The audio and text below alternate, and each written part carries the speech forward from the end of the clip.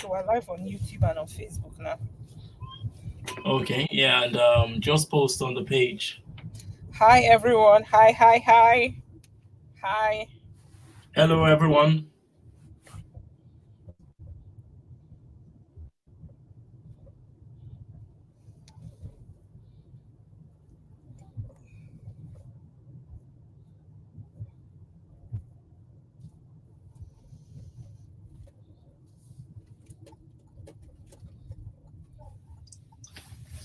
Have people started coming in? I don't see anybody yet, but okay, yeah, they've started coming in. Okay, yeah. So, can you share your screen and take over? Hi everyone. Maybe we'll just give it a how are we doing today? Are we excited? Yeah, put yes in the chat if you're excited. Let's blow up the chat. If you're excited, say yes.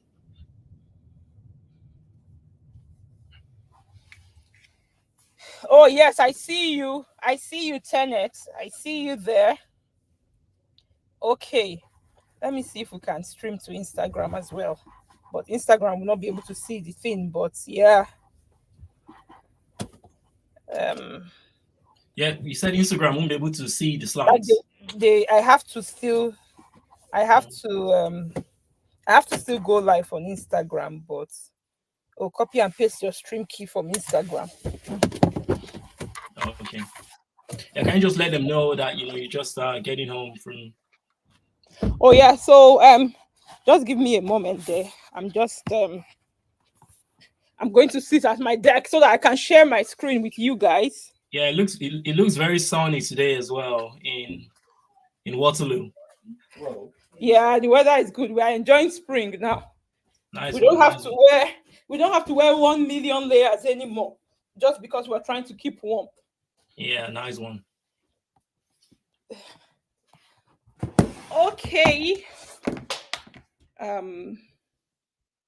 Yeah, everybody says, I see some people saying that they are super excited. Yeah, good. That's Blow up the chats. If you're here, excited, ready to learn something new, we've got a slide pack. We're gonna spend some time together today to learn something new, and come prepared. Come with an open mind.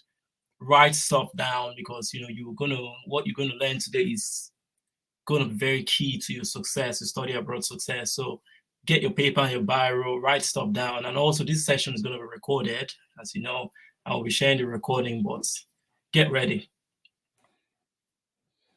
yes, yes, yes. I'm so excited. Um, I'm going to okay. I'm going to share my screen now. I Mm-hmm. don't think we can make it live on Instagram. So I'm going to share my screen now. Let anybody that wants to join us from here. Yeah. Okay. So where are you joining us from in this chat today? Let us know. Where are you joining us from? So let us know from Lagos, from Abuja. Let's see the demographics of people that we have here. And let us know where you are in your study abroad journey so that we can we'll know how we can take the questions, how we can ask the questions.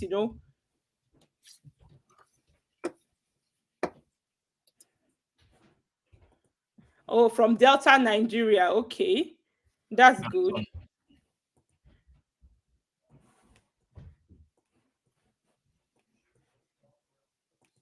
Yeah, Grace is joining from Port Harcourt. Hi, Grace. Good to see you.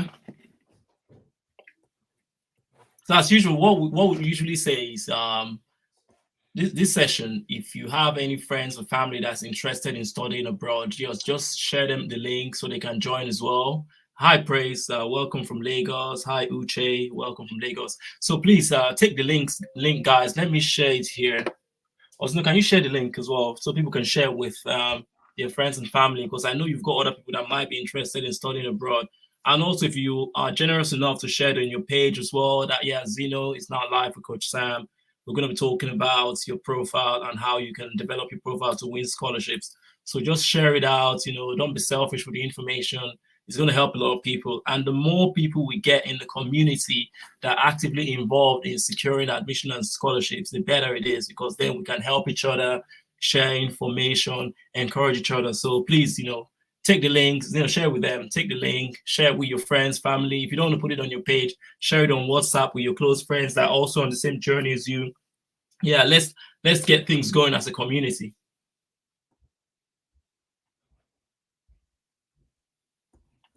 You guys see my screen? No, I can't see your screen yet.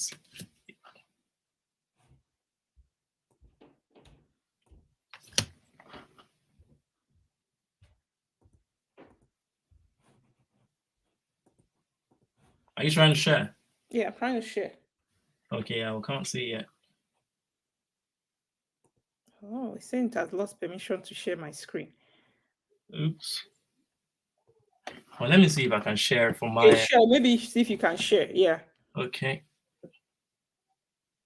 Presents.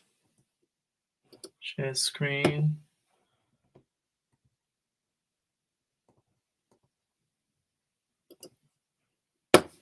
Okay, share entire screen. Oh, I've graduated almost a decade ago and scared to start applying, and most importantly, lost as to how to start approaching professors cold email. Okay, you are able to share.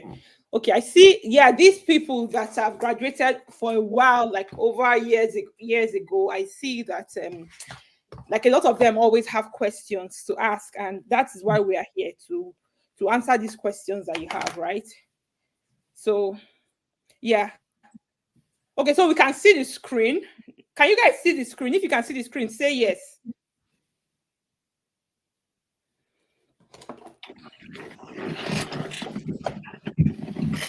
Yeah, say yes in the comments if you can see the screen.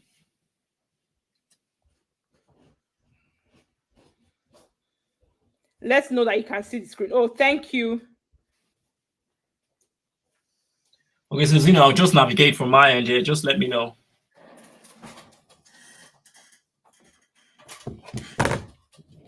Okay, so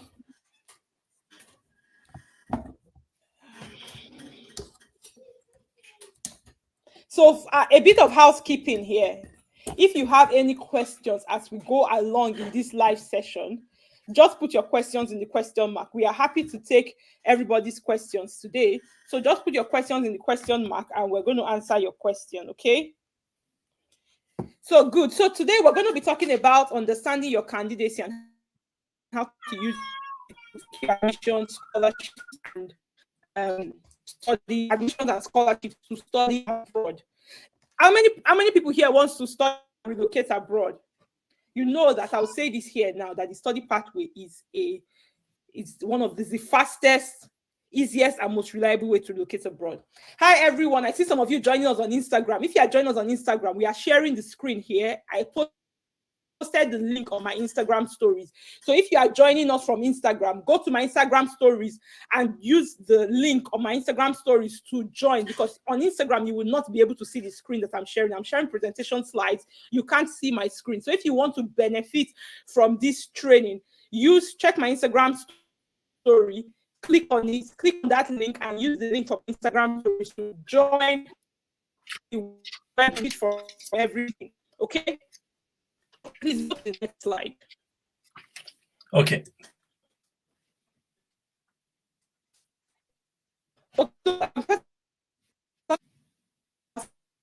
An information and coaching company. Through education and encouragement, will take advantage of global opportunities.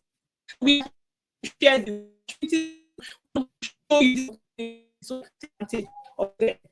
So my name is Dr. Jobo. I'm a co-founder at Success Factor, my education consultant. I have a PhD in engineering, and what I teach how to admit scholarship or study abroad, so you can actually use potential. And thousands of people.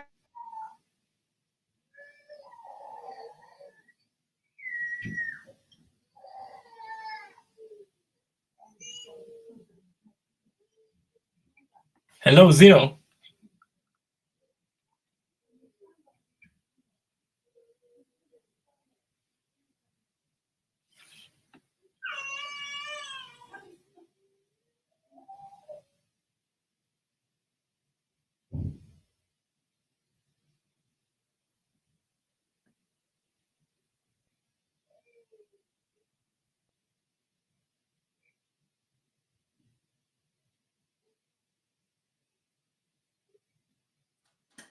Next slide, please.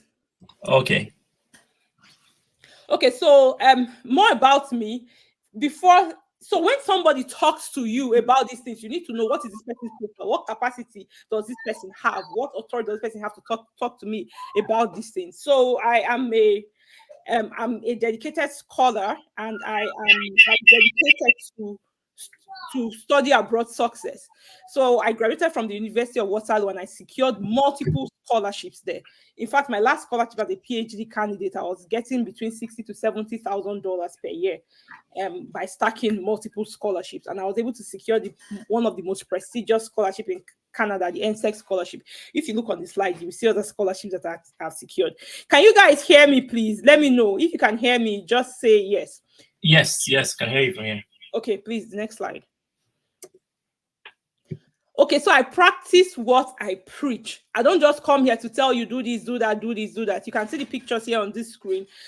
This is me in my lab doing my research, and this was me winning an award for presenting my research, and that was me presenting a poster. You can see I was talking to the director of one of the research institutes at the University of Waterloo. Yeah, let's go next. Okay. So, and these pictures here just show my awards. You know, some people come on Instagram, they'll say, you know, show your working. Yes, I show my working.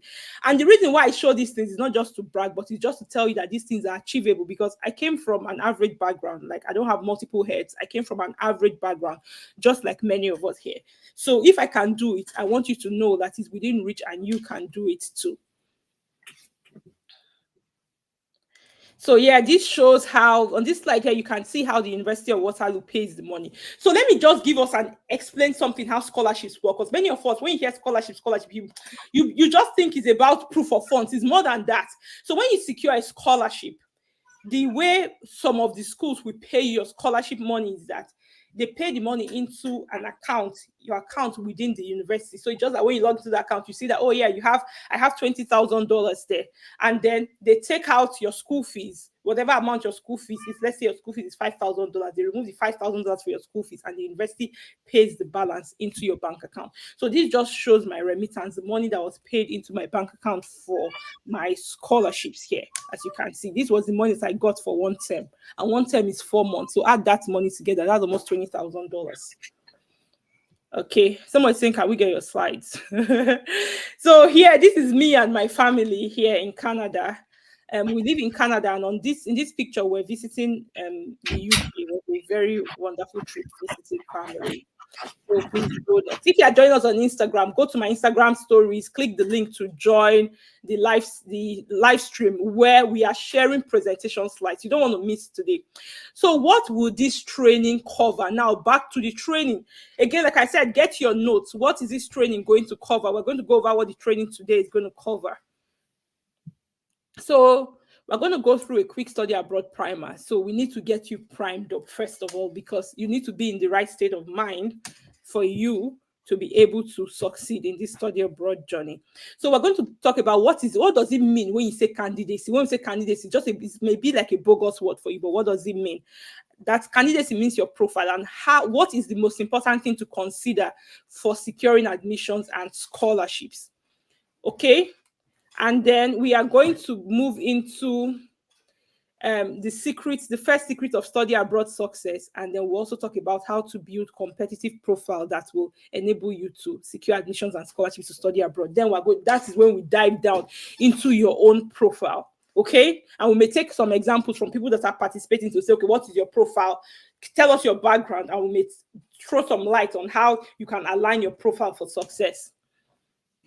Okay, please go on. So we have a gift for everybody that joins this, that stays to the end of this session, because we want you to learn and want you to leave here with something. So we're going to give you a free gift today. So who likes a gift? I do. Please go next. So for those that watch to the end, we're going to give you something called the Study Abroad Candidacy Profile Builder Worksheet. So this worksheet is going to help you, direct you on how to build your own profile based on your unique background, not somebody's background, your unique background. So it's going to contain also tips and tricks on how to build a competitive profile to win scholarship. See, it's the people that stay, not the people that join this live session, people that stay until the end, because it's at the end that we're going to provide you the details on how to get this free gift. So you have to be here when we end this session. Okay? If you are joining us on Instagram, go now, go and click the link on my stories to join us here, where you can participate fully. So an eye opener, let's review some truths to you. In fact, I'm going to review some shocking statistics to you today. So first of all, relocating abroad will transform your life forever. So imagine what it would be like for you to escape working for that boss that does not really care about you or doesn't value you. So you know what it feels like when your business prospects are uncertain as a slippery slope. Today, business is doing well. Tomorrow, business is failing. Why? Because the system is failing as well, right? Or the exchange rate and food and fuel every day it fluctuates. So if you earn a salary, you cannot even plan with your salary anymore, because tomorrow you wake up and the prices of things have changed beyond your control. But guess what? Your salary did not change. It remains the same. There is no regulations. So I haven't even started talking about the health security and education back in wherever you are right now, especially if you are in Nigeria as an example. Then what about the prospects of your children or unborn children? Things just keep getting worse. In fact, I was speaking to one of my friends the other day, and she was like, yeah, until she relocates, she's not going to have any kids, because she does not want to have kids in the situation that she is in now, because she says that she's seen Shege Pro Max. Then imagine if she now brings a kid to add to that Shege Pro Max that she's seeing. So she's like, yeah, until she finds a way, no kids. So let's go next. So study abroad, I said this earlier, is the simplest, fastest, and the most reliable way to relocate abroad. In fact, using the study pathway, you can, if you are serious, you can relocate in 1 year or less. Some people have done it in 8 months. So the alternative pathways that exist, such as the work routes, this includes like the skilled work visa in the UK, H-1B visa in the US, and work permits in Canada. But we know how difficult it is to get this thing. Like, it's so difficult. And there's permanent residency routes. It includes like the federal skilled worker programs and provincial nomination programs in Canada, and employment-based visas in the US. But we also know that with the way the express entry scores are so high these days, many people don't, even people that have master's degree, they don't even qualify anymore. Like, they don't receive an invitation to apply because it's difficult.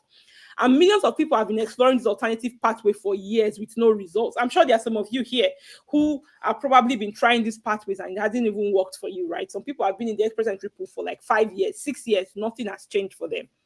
So let's go to the next slide.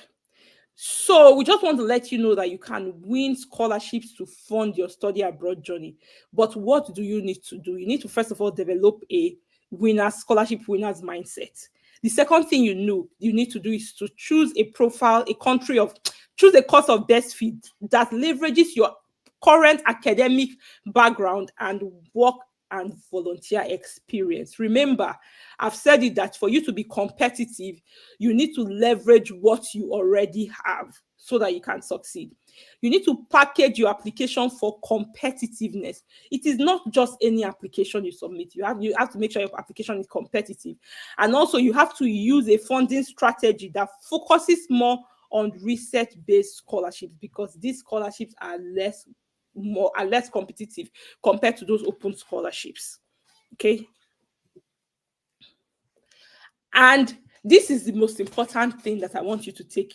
One of the most important things I want you to take out from here, that you can do it yourself.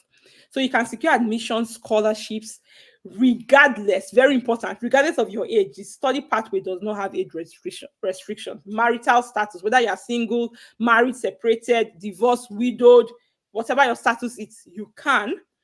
Regardless of your family size, I posted testimonial of family of 6 today that relocated to Canada all together. Regardless of your study gap, somebody just told me here that she has 10 years study gap. We have worked with people that even have as high as 15 years study gap. Even somebody that had 17 years study gap as well. She's currently in New Brunswick. Regardless of the course you studied for your undergraduate degree, whether STEM or non-STEM, because there is this myth that has been going around that a lot of people think that because they studied a non-STEM course, they cannot secure scholarships. That's not true. And even if you have no work experience, fresh graduates, you can do this too. You graduated from school, but you have not worked at all. You can do it too. So there's an opportunity for everybody. You have to do it yourself because nobody can secure scholarship and funding for you. I've said this over and over again. If you have found somebody that can secure scholarship for somebody, give me the person's contact. I will send him clients. Nobody can do it for you. Once secure scholarship, you have to do it yourself. And the study route is the easiest way to relocate abroad and secure permanent residency and citizenship. It is a sure pathway to permanent residency and citizenship. You guys know that after I came to Canada as an international student, 5 years later, I was a Canadian citizen. No waste of time at all. Please go to the next slide. Once you know what you are doing, you can map it out from the beginning, and then you can just begin to execute. So do not underestimate the power of coaching and mentorship. You cannot guess your way to study abroad success. You see this guesswork. You cannot achieve anything by guesswork. You'll be applying, wasting your application fee, but nothing will happen. Those that win scholarships surround themselves with the right resources, knowledge, comrades. These are people you're working together with, and mentors. And it is not about the what, but the how. The what is what you see all over social media. All over social media, people are talking about what you need to do, what is obtainable, what. But it is the how that wins scholarship. The how is the strategy. The how is what wins the scholarships. And getting a coach or a mentor is not really about finding the easy way, but rather it's about having someone on your side that you can trust and that can focus your attention on the aspects that really matter towards study abroad success. This is very important. Today I was talking with somebody, and I find that a lot of graduate school applicants, they want to rush. And because she was trying to rush, even if she's able to go and do a master's degree, because of her rush, she's like, okay, she got a bachelor's degree somewhere, she's going to take it and go and do a bachelor's degree. Now she's going to do a bachelor's degree in a country that has no clear plan to permanent residency and citizenship. You're going to spend 4 years doing this bachelor's degree. That is 4 years of struggling. So I told her, what is your plan? She had no plan. I'm like, you are just here rushing. At the end of the day, you rush into problem. 10 years down the line, you are still struggling. Then these are people that will not come and say, don't relocate abroad, or you will suffer abroad. It's because they did not plan well. They rushed into their struggle.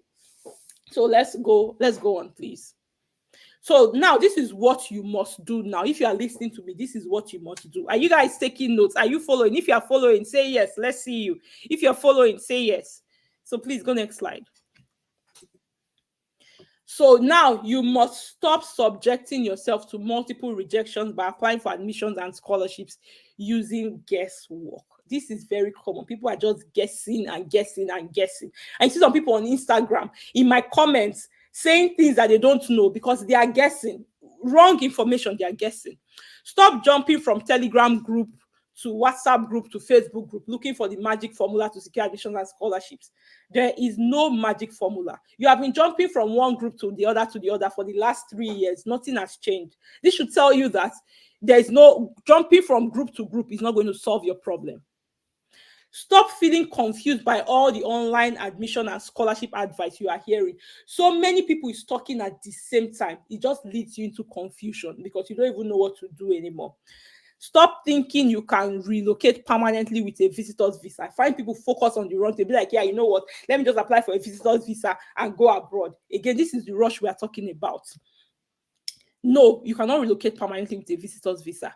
Stop applying for programs that do not offer funding because you are in a rush. At the end of the day, you will waste your time, you waste your money, and you still will not relocate because you are in a rush. You just go and apply for that admission. The admission does not have funding. The program does not have funding. You know that you don't have money to claim the admission. So you get the admission is useless to you. In fact, it even causes more heartbreak because when you get the admission, you're excited. It gives you this immediate highness. You're so excited. But then you realize that you don't have money to fund it. Your excitement all of a sudden becomes sadness because you still cannot claim that admission. So there's no need to rush. You cannot rush this process. You must have a plan. Then stop over focusing on one particular country or program. Those of you that will say it must be Canada or nothing, and you are seeing an opportunity in front of you somewhere else, you don't want to take it because it must be Canada. You have to stop all of these things. Now, let me tell you what you should start doing. Please go next. So you should start focusing your attention and effort on what actually matters for study abroad success. You need to continue watching because we are getting there. Start putting in the work. required to achieve study abroad success. There are no shortcuts or magic portions here. It's not by magic. Start applying the knowledge now. Like, you need to do the thing. Some people have information, but they are not doing. You will not succeed. Following multiple study abroad social media accounts and not taking action does not bring results. Some people, you are commenting everywhere. I'll be seeing your comments, but you're not doing anything. 3 years down the line, we're still seeing your comments. Nothing is happening. If you are joining us on Instagram, we are sharing presentation slides here, sharing information that will benefit you here. Click the link in my Instagram stories to join us here, where you can benefit and join fully. Okay, so next slide. So let's keep going. Next slide. So now this training is not for everybody, because I don't want to waste your time, right? So if you should continue watching this training if you want to go and do a postgraduate program, so master's or PhD.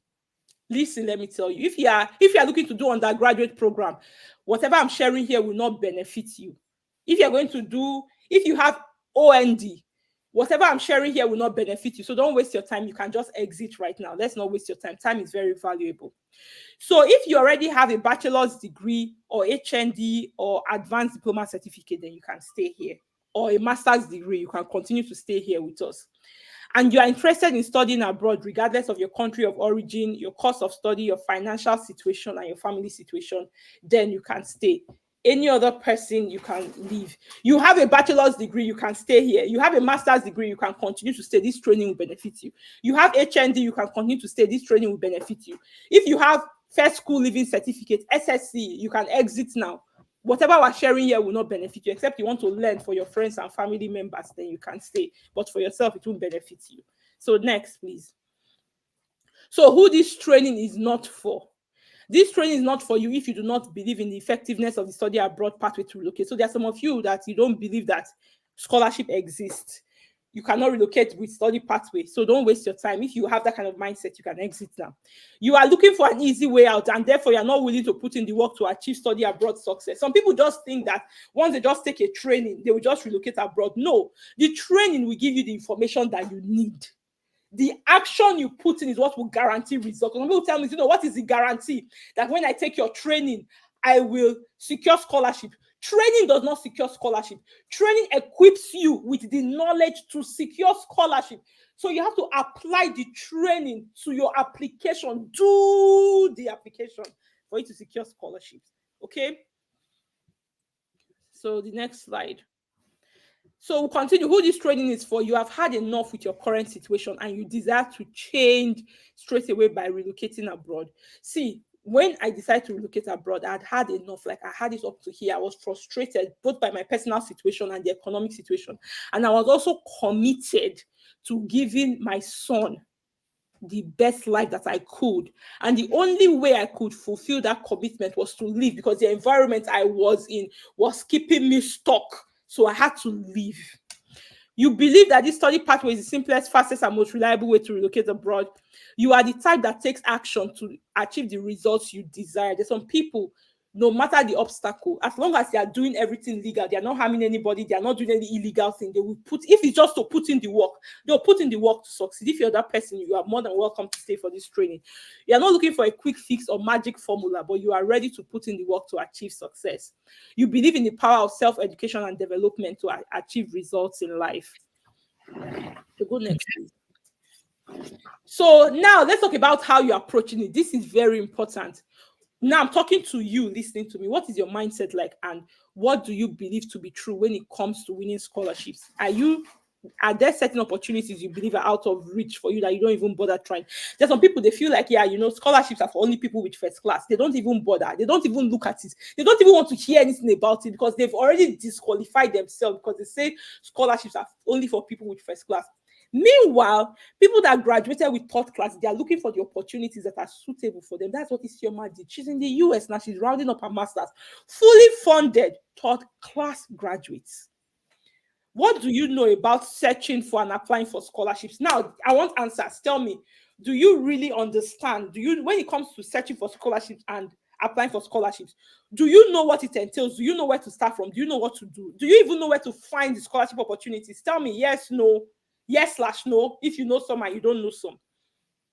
Are you confident that you know what works, or that you are guessing your way through it and hoping for the best? That's what some people are doing. They just guess anyhow, do anyhow, and they're hoping for the best. Are you one of those people, or are you confused? You don't know where to start from? Tell me, what's your current situation when it comes to like scholarships? Are you even taking action, like finding and applying for scholarship opportunities? Are you creating a competitive profile? How do you even know when you are not applying enough effort? How do you know? Sometimes you may hear me say, apply consistently. How do you know when to stop? Let's say you have been applying consistently. Is there a time that you should stop? How do you know when to stop? These are some questions that really need answers that a lot of us don't even have an idea about. Let's go next. Okay. So now we're going to go into the 3 pillars of study abroad success, and I'm going to let our guest here to introduce himself, and he's going to dig in. This is where you need your notes, because now we are going to go into the technical aspects. If you are joining us on Instagram, click the link in my Instagram stories to join us live on YouTube. We are sharing screen, sharing information, giving out a gift at the end. You want to be there. Okay. Yeah, thanks. Very informative. Yeah, we spent over half an hour on the fundamentals, which is great. Thanks. So, by the way, I'm Coach Sam. Myself and Zeno, we own Success Factors Migration, and as you know, it's our mission to teach you and equip you with the knowledge so that study abroad becomes a personal choice. To have that privilege, in terms of the knowledge and the ability to decide, okay, I want to relocate abroad, or I don't want to relocate abroad. I want to help a family member to have that personal choice where it's all in your hands. That's our mission. And we've been achieving it so far. We've achieved over 3 million in scholarships for all of the people that have been through our SaaS flagship SaaS masterclass. Yeah, and we've had amazing results for the past couple of years. So today I'm going to be talking about something very important for your study abroad journey. As I say, stay with us. We're going to get to your candidacy, but without discussing the fundamentals, you won't even understand it. When we talk about candidacy, it's going to sound like French to you. So that's why we want to make sure, we get you in the right frame of mind first before we start talking about the technicalities. So stay with us, learn, take notes. This would help you. So in any endeavor in life, be it, you want to learn how to swim, learn a new skill, studying a particular course, learning how to fly an aircraft, finding a job, whatsoever, in any endeavor to achieve success, there are 3 aspects to it, and that same applies to study abroad success. You have mindsets. You need the right mindsets. You need to understand how it works, which we call the systems and the knowledge. The systems knowledge, you need to have that. And thirdly, as has been saying, you have to take action. So those are the 3 pillars of study abroad success: mindset, system, and action. So when it comes to study abroad success, I'll put it this way. If sometimes, myself and Zeno, we get people that come to us that say, oh yeah, Zeno, I've been trying to, I'll give you a typical example. So for some of you might know, we have an email list that we send emails. Sometimes we send emails, sometimes things go quiet, sometimes we send emails, but we always find time to keep in communication. So we got an email a few days ago, was it 4 days ago? And I shared a screenshot of that with Zeno. The person said this, Dr. Zeno, I need help here. I've secured admission in the UK from 3 universities, but I've got no funding. And I was like, oh yeah, this same problem. We get this all the time. Yeah, in my mind, I was like, straight, this is a mindset and a system problem. Very straight to the point. Mindset and system problem. In my mind, I asked the guy, did you apply to any other universities apart from the UK? No. And I was shocked. Like, in the whole world, we've got USA. That's like what we call the capital of scholarship. We've got USA. We've got Canada. There's Australia. There's France. There's Germany. There's Switzerland. There's South Korea. There's Japan. There's Saudi Arabia. And all of the other amazing countries. I was like, Why, out of all of this multitude of countries and opportunities, you just decide to restrict yourself to the UK? And he was like, oh yeah, because he believes that his friend went there and his friend got a job straight after he finished his program. I was like, come on, that's not a thing. So that's the mindset problem, because you're already limiting yourself with a limiting picture. You just believe that, oh yeah, it must be the UK. Like as said, over focusing on one particular location. That's an aspect of mindset. So I saw the mindset problem. And also there was a system problem. This guy did not have the knowledge to search for opportunities in a way that is systematic and organized. That's how you do it. If it's chaos, if it's haphazard, where you just, as I say, anywhere belly face, if you just try, or what people are trying to do, what you saw on this Instagram page, where say 10 scholarships you can apply for. Yeah, that's well and good. Good information. Kudos to those that are sharing the information. We do share as well, shares on our page. But the key thing is, if you want people that win scholarships, do not just depend on the information that's shared on social media. They go a step further. They have a systematic process they follow to search for opportunities, a systematic process they follow to apply competitively for these opportunities. And they have a process they follow to make sure that they are consistent in taking action.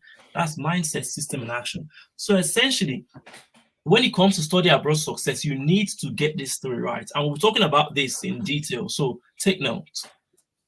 So what is mindset? Essentially, mindset talks about what you believe to be true. Sometimes what you believe to be true might actually be true. Sometimes what you believe to be true might be a lie. And that's where the problem lies, where we believe something that is not actually true, and that limits us from achieving study abroad success. A typical example, scholarships are only given to those with a first class or that have got outstanding academic ability. That's a lie. So anyone that believes that maybe you made a 2-2, you've literally shot yourself out of the opportunity by thinking, oh yeah, I can't get a scholarship. My academic performance wasn't great. There isn't really anything I can do. System problem. There isn't really anything I can do. Not knowing that there is actually something you can do. You understand? So your mindset is all about what you believe to be true about the process of securing admission and scholarship, and about yourself in relation to the process. So the process essentially is like, oh yeah, as I said, they only give scholarships to this, they only give scholarships to that. My study gap is preventing me from achieving study abroad success. That is a belief in yourself that is limiting. It's not true. Because as Zeno said, we've seen someone with 15 years study gap, 17 years study gap that actually relocated. So take note of this mindset. So I'll talk about what we call the difference factor. So we've seen it many times, especially for new scholarship aspirants, where there's a big difference between what they believe to be true about the process of securing admission and scholarship and what is actually true. It is that difference factor, which is your limiting belief versus what is actually true, that limits a lot of people.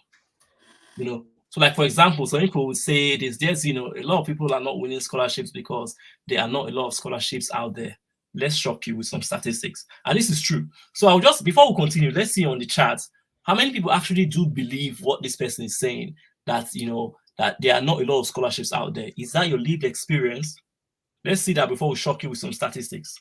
Yeah, tell us how many people. Questions for those of you on Instagram. Like I said, click the link in my Instagram stories to join us on the YouTube. We are sharing our computer screen there so that you can fully participate in this. The question is that, do you believe that there are not a lot of scholarships out there? Like, there's not enough to go around. So there isn't enough to go around? Is that what you believe? Yes or no? Like, yes, there's no judgment here. There's no judgment here. Tell us what you believe. We're here to teach. We're here to learn. We're here to correct our beliefs. So there's no judgment. Don't be ashamed. If you believe the answer is yes, put it there. Let's go into the details. Yeah, we're going to show you some facts here. So, yeah. So what are people saying here? Okay, somebody said no. One person has said no. So let's see.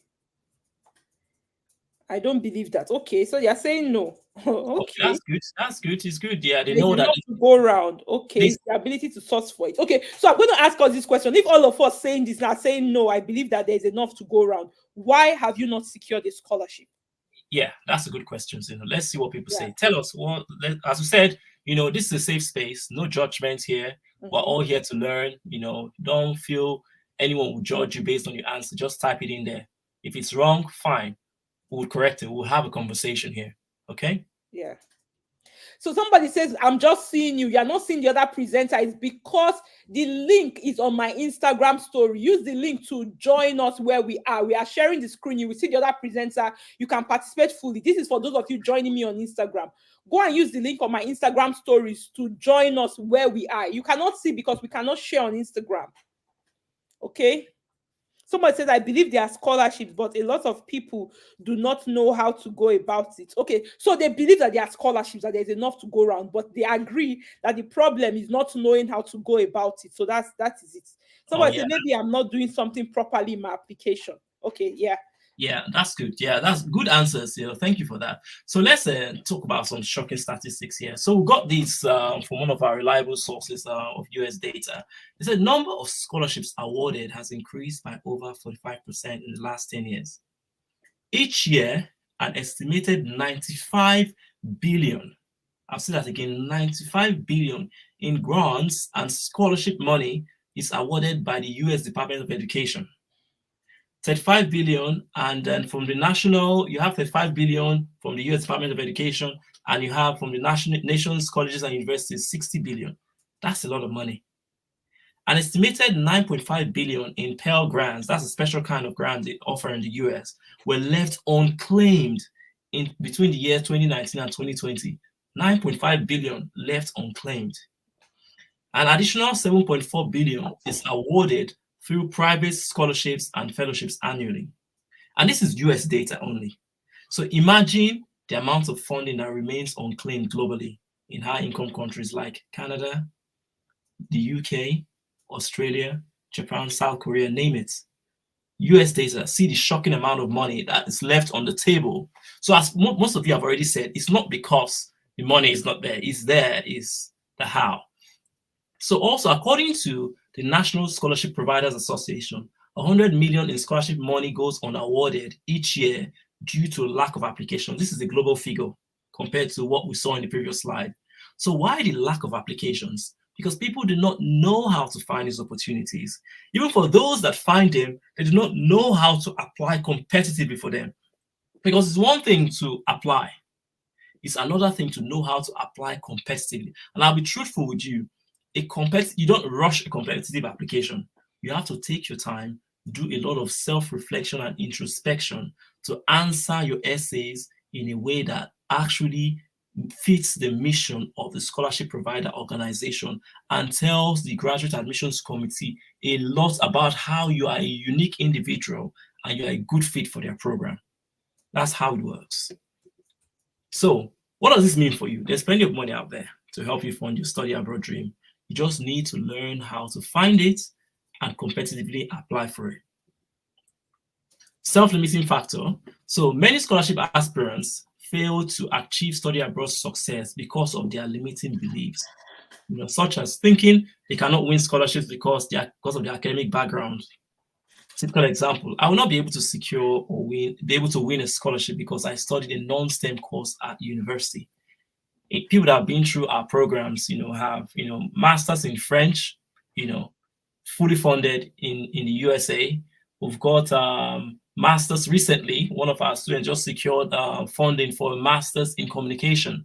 So non-STEM, even a master's in economics. So a lot of the non-STEM courses also do secure funding. So don't make it your reality to think that, oh yeah, non-STEM courses do not get funding. You might also be thinking that you cannot win scholarship because of your academic performance in the past. Say you made a 2-2 or you have a HND.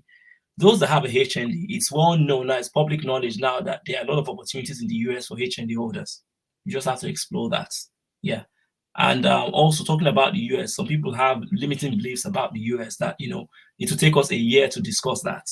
So if you had a 2-2, having a 2-2 should not stop you from exploring scholarship opportunities. All you need to do is have the right knowledge on how you can build your profile to make yourself competitive. And we're going to talk about that today. For those that have a 2-2, how you can build your profile to make yourself competitively. Or you might be thinking, I have a study gap. I won't be able to get scholarships. We've talked about people that had a study gap and how they were able to secure funding. So Do not become an enemy of your own study abroad success with a limiting belief. It's very important. So Jemima's story, I would let Zeno share this and I'll continue. So Zeno, can you take over from here? Oh yeah, so Jemima went from Ghana to the world. She's living her best life in the US, and I'm going to tell you, it was for her. It was just more than study abroad. So there was once when Somto's eighth birthday, because Somto is turning 10 this year, so that was 2 years ago. Somto's eighth birthday, Jemima had seen a boy that was trying to cut a balloon, and she's like, "Who is this boy?" And she followed. She saw it on Instagram, and she followed the. She came to my page, and she's like, "Oh, these people do study abroad," and then she signed up for one of our trainings. She joined the training. Jemima is one very driven person, and she applied. She got admissions and got funding, one in Sweden, and then she got in the US. But before she joined the training, she told me that she had been struggling to secure funding for the last 10 years. And she even told me that she doesn't think it's possible. But because you have said it, let me trust you. I'm going to give you the benefit of the doubt and trust you. So she took a risk. I was trying to point that out, that she took a risk, because to her, she thought that, man, but let me take this risk. So she was able to secure tuition fee waiver in the US, and then she secured full scholarship plus health insurance in Sweden. She chose the US because the US aligns with her relocation goals, and then she chose the US. After 10 years of struggle, she did all of this. From when she joined the training to when she stepped her foot inside the US, it was exactly 1 year. 1 year later. Can we go to the next slide, please? And so, according to Jemima, this was the message she sent me after she had arrived in the US. That our meeting was God ordained, because she didn't think that meeting somebody on Instagram would be able to change her life. Recently, I was catching up with Jemima. Like, I wanted to check in on her to see that she's doing well in school and everything. And then she told me something. Jemima is 36 years old. She had been in Ghana, no relationship, no boyfriend, no toaster. It's like her life was just stuck. She arrived to the US, and in less than 6 months, she's already in a very committed relationship with somebody that wants to marry her. According to her, she's like, she's living her best life, and she did not think about it that relocating to the US would give her more than just living in a country that works. As it has now, it's like she's seeing her whole future ahead of her. Everything had just arranged. It's like God was orchestrating things for her to go and meet her husband in that place. These were her words. Yeah, that's good.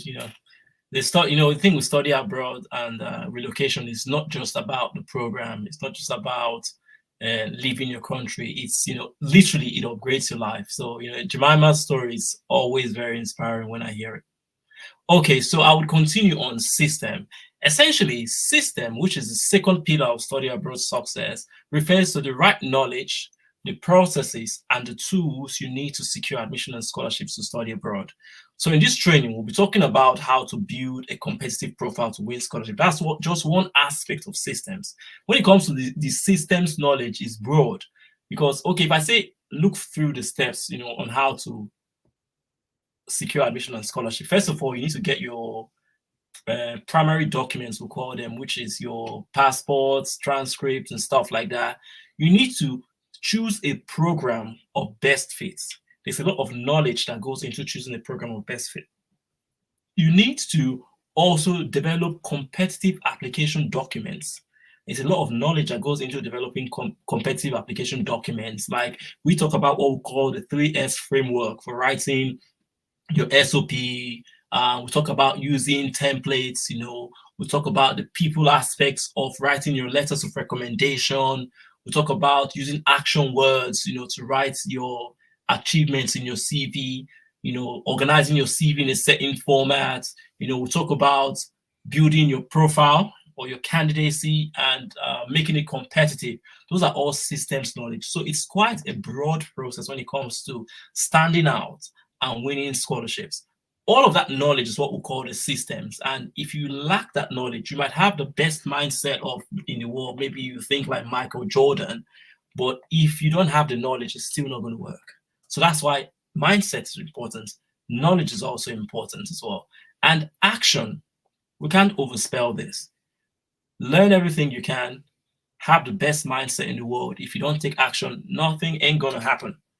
That's how it works. And sometimes when it comes to action, people tend to misunderstand the level of effort required to secure admission and scholarship. And I always like to share my personal experience with you, with people. When I was applying for scholarships back then, because I'm also a scholarship winner as well, I was studying at Imperial College in the UK, in London, to be precise. When I was applying then, I used to work in the bank. I was working in First Bank. And what I'll do then, because my branch was in Victoria Island, Lagos, for those of you that are in Lagos. So when we finished from work at 7, I usually got home, say 8:39, and I'll be in the cyber cafe. This was around 2008 when we didn't have, internet proliferation. It's not as it is right now where everyone has an iPhone. You have, some of us have internet at home in Nigeria and stuff. Then out of the bus, straight to the cyber cafe in my suit. I was looking for opportunities. And I did that for more than a year before I was able to secure the opportunity that brought me to the UK. So sometimes people might just say, oh, you applied for 2 programs, and because you've been through the master class, you apply for 2 programs and you get a no and you feel everything doesn't work. You haven't even started. There's this book I read, I can't remember the exact name. It's about mastering a skill. It says you need 10,000 hours to master any skill. So if you need 10,000, obviously I'm not saying you need 10,000 hours to secure admission and scholarship. Probably wouldn't. Yeah, but on average, you need 10,000 hours to master any skill. So then, if you feel you can do, why do some people feel that after learning 1 or 2 things, you feel you're going to hit the silver bullet? It doesn't work that way. You have to apply action. And I mean, the level of effort can be much more than you think. We'll talk about something shortly that would shock you. So action brings results. Your action has to be deliberate. You must take action in a way that brings you closer to your desired results. Deliberate action, not just haphazard action. Like the lady that went and applied for an undergraduate program, that does not bring her closer to her result, because undergraduate programs do not usually have funding. So when we see that, we're like, oops, you have to start again. Or you go and apply for a program where there's no funding. That is you failing the first law or the golden rule of funding. You don't apply for any program that there's no funding. Yeah. And your efforts have to be consistent, regular steps every day, not doing 2 hours today, then, you forget about it for the next 2 months. Then you send us a DM, oh, I want to start all over again. And then you do 2 weeks and they never hear from you again until next year. Believe me, we have people that have been in contact with us since 2020. I mean, 2020. It's already 2024. Before my second daughter was even born, I have people that have been saying, "Oh yeah, I want to relocate abroad. How do I go about it?" They are not taking action. They'll get fired up today. Tomorrow, you never hear from them. You see them again in 6 months. They put a comment on there, "I want to start again," and they never do it. And time flies, unfortunately. Persistent, you really have to keep knocking on the door. You have to push for persistence. Persistent action is what gives you results. There will be times where you will get knocked down. You got to pick yourself up. That's where resilience comes in. Rejections will come. If you have a positive mindset, you feel you can achieve the world, fine. Rejections will come. I got rejected. We'll talk about rejections today. Zeno too got rejected. It's part of the game. I got rejected even after acceptance.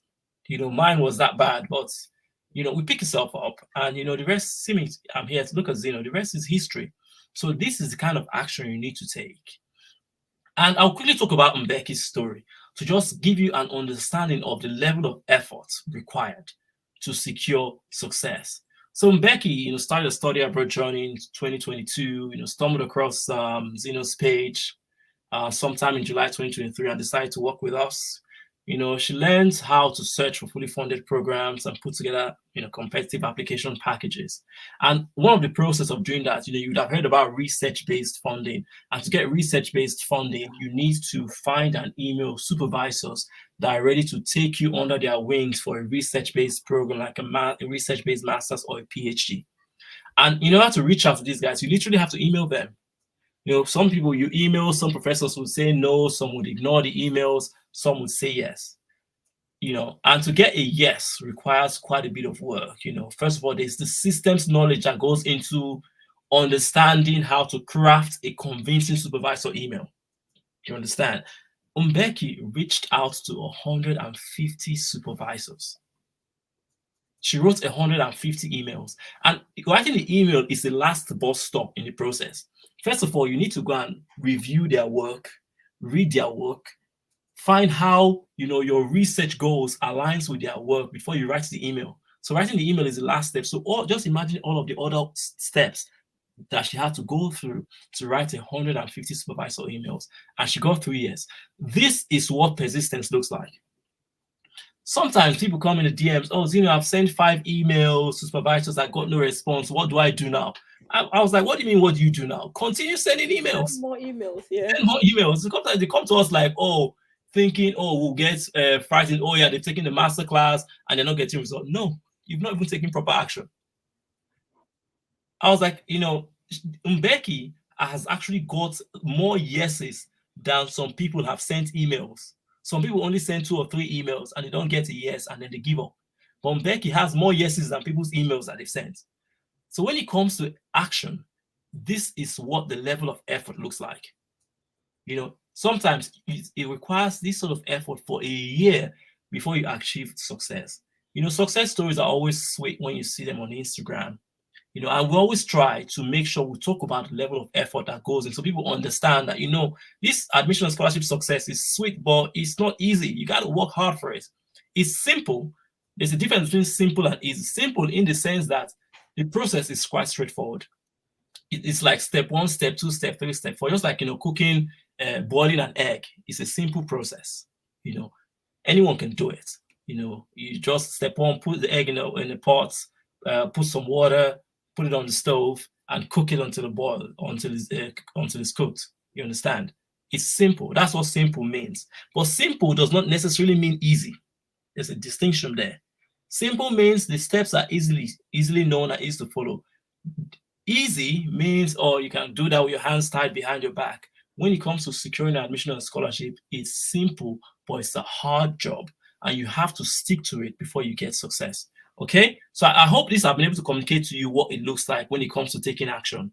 That's how it works. So sometimes the reason you've not won a scholarship so far is either a mindset problem, a system problem, an action problem, or a combination of all of them. Usually it's one or the other, or a combination of them. I give you an example of the guy that DM'd us that applied only to the UK. That was a mindset and a system problem. You might have an issue right now. Maybe you're not securing admission and scholarship. Maybe you want to ask a question at the end of the process. We can talk to you and diagnose it for you. Like, it's a mindset problem here. There's a system problem. You need to sort out that knowledge gap. Like, you probably are not even taking enough action, by the way, because that happens as well. And okay, yeah, so let's move on. I will share that later. So mindset problems, let's see a few examples. Scholarships are only for those that made the first class. Clear mindset problem. We'll see that in Zeno's comments all the time. Zeno, stop lying. All of these scholarships you are posting are scams. Nobody will win it. How? Why would you even start like that? You start that nobody will win a scholarship that was posted there for. If nobody will win it, then people that provide these scholarship funds would not even be there in the first place.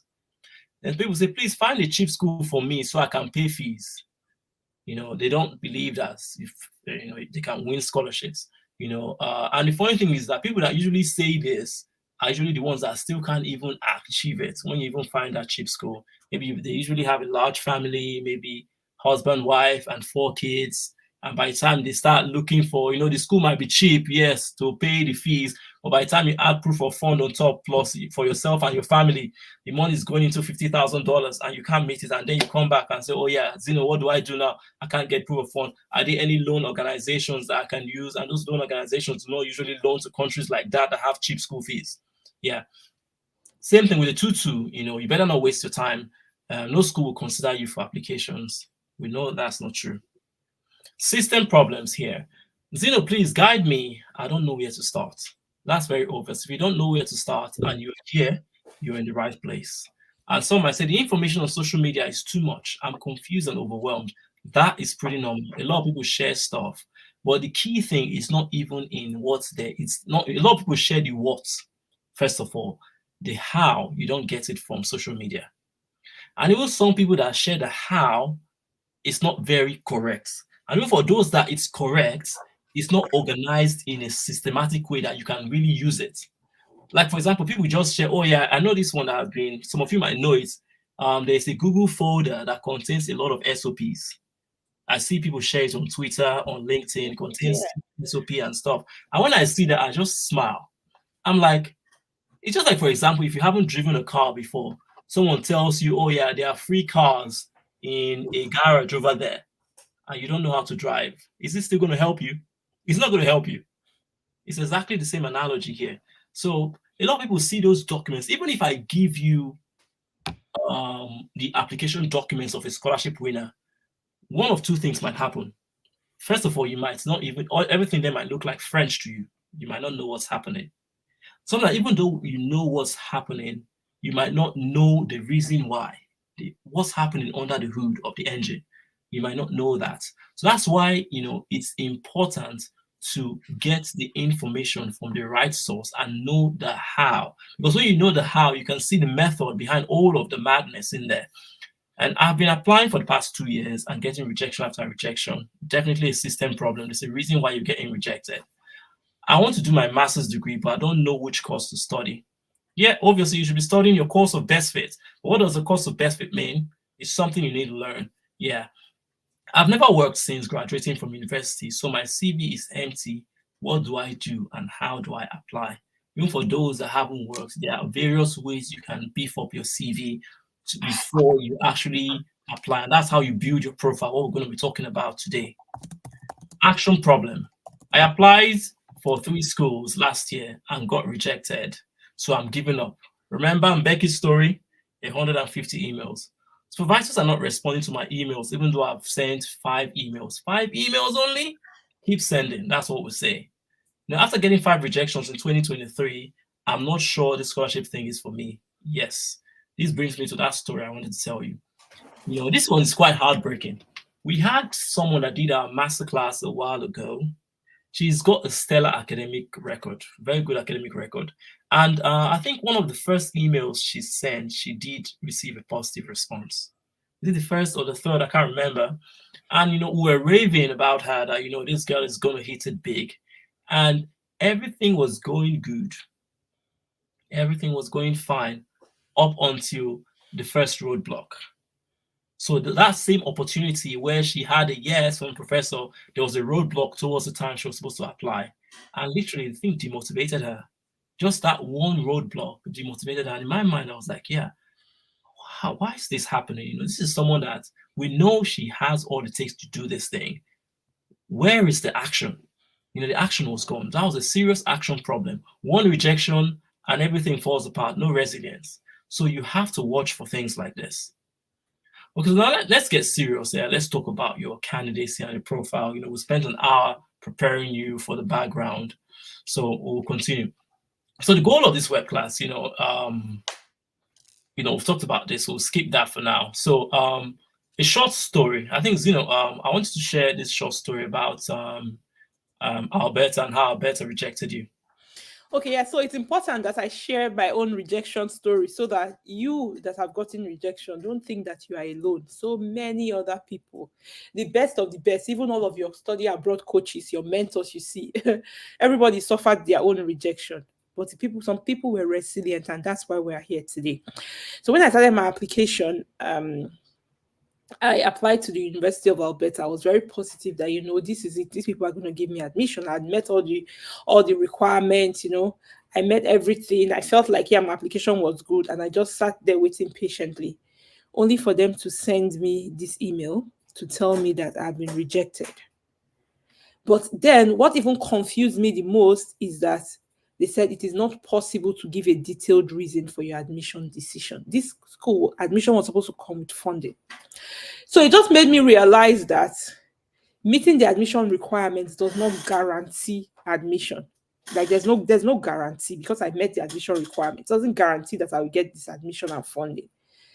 And that one reason this could be is because my application was not competitive relative to the existing pool of applicants. So like I said, even if they have 20 very solid applications and they have only 5 spots to give, they are going to choose the best 5, right?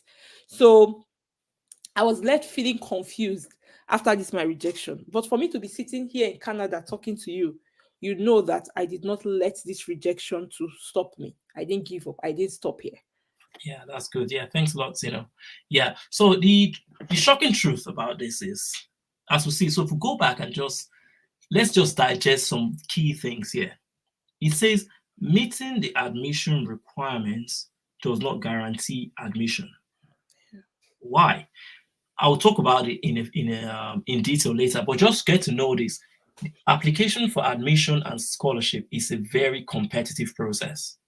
So you might meet the requirements, what they call makes you might meet the requirements, which we call you being admittable. You might be admissible, I mean, that's the right word. But meeting the requirements is not all that is, it's not all there is. You need to be desirable. There's a difference between being admissible and desirable. So to be desirable, you need to stand up against the existing pool of applicants. You need to be competitive. And that's where your profile comes into play. Okay, so it just goes to show that, after this rejection, a high 2-1 is not an automatic ticket, because yeah, you might get a 2-1, meet the requirements, but that's not an automatic ticket, you have to learn the truth the hard way that grade is not enough to secure admission and scholarship. And this is really for those that have a high CGPA that think they can walk through stuff. I had a high CGPA. I graduated from Uniben in 2008 as the best graduating student for the entire set. 2008 set, the entire set, I mean, including medicine, engineering, social sciences, name it, the highest CGPA. But I got rejected multiple times. I got rejected by Stanford, I got rejected by Yale, Harvard. I got into MIT. I got rejected by Oxford. I got into Imperial College. A high CGPA is not all there is. Until I had to learn the hard way after those rejections that yes, there is that bit that's missing that I need to make myself desirable. Okay, let's examine another rejection. This would go into a little bit more detail. If you looked at Zeno's rejection letter, it was quite high level.